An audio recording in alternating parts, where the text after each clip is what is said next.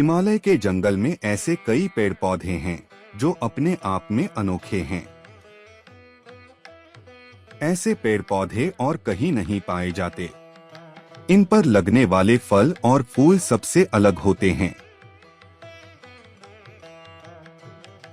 इन पर लगने वाले फल इतने मीठे और खुशबूदार होते हैं कि कोई भी इन्हें खाए बिना रह नहीं सकता। ऐसा ही एक पेड़ नदी किनारे था जिस पर सारे बंदर अपने राजा के साथ रहा करते थे। बंदरों के राजा का नाम महाकपि था। महाकपि बहुत ही समझदार और ज्ञानवान था। महाकपि का आदेश था कि उस पेड़ पर कभी कोई फल न छोड़ा जाए। जैसे ही फल पकने को होता वैसे ही वानर उसे खा लेते थे। महाकपि का मानना था कि अगर कोई पका फल टूटकर नदी के रास्ते किसी मनुष्य तक पहुंचा तो ये उनके लिए बहुत हानिकारक हो सकता है। सभी वानर महाकपि की इस बात से सहमत थे और उनकी आज्ञा का पालन करते थे। लेकिन एक दिन एक पका फल नदी में जा गिरा जो पत्तियों के बीच छुपा हुआ था। वह फल नदी में बहकर एक जगह पहुंच गया जहां एक राजा अपनी रानियों के साथ घूम रहा था। फल की खुशबू इतनी अच्छी थी कि आनंदित होकर रानियों ने अपनी आंखें बंद कर ली। राजा भी इस खुशबू पर मोहित हो गया। राजा ने अपने आसपास निहारा तो उसे नदी में बहता हुआ फल दिखाई दिया। राजा ने उसे उठाकर अपने सिपाहियों को दिया और कहा कि कोई इसे खाकर देखे कि यह फल कैसा है। एक सिपाही ने उस फल को खाया और कहा कि ये तो बहुत मीठा है। इसके बाद राजा ने भी उस फल को खाया और आनंदित हो उठा। उसने अपने सिपाहियों को उस पेड़ को खोज निकालने का आदेश दिया जहां से ये फल आया था।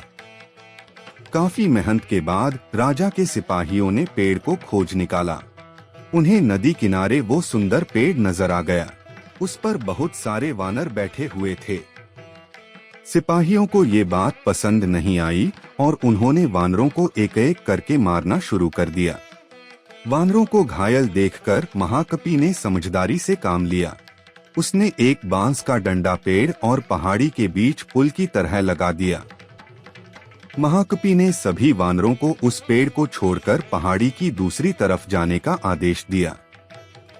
वानरों ने महाकपि की आज्ञा का पालन किया और वो सभी बांस के सहारे पहाड़ी के दूसरी ओर पहुंच गए।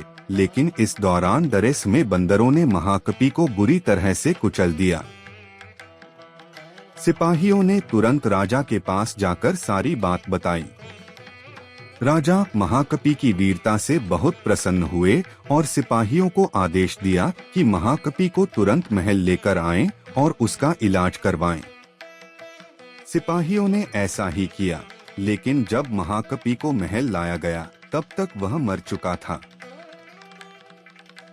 यह कहानी न केवल रोमांचक है बल्कि इसमें गहरे नैतिक संदेश भी छिपे हुए हैं। महाकपि की समझदारी, नेतृत्व क्षमता और त्याग ने वानरों की जान बचाई। इससे हमें निम्नलिखित सीख मिलती है। एक, नेतृत्व और उत्तरदायित्व। महाकपि ने अपने ज्ञान और विवेक से संकट के समय सही निर्णय लिया, जो एक सच्चे नेता की पहचान है।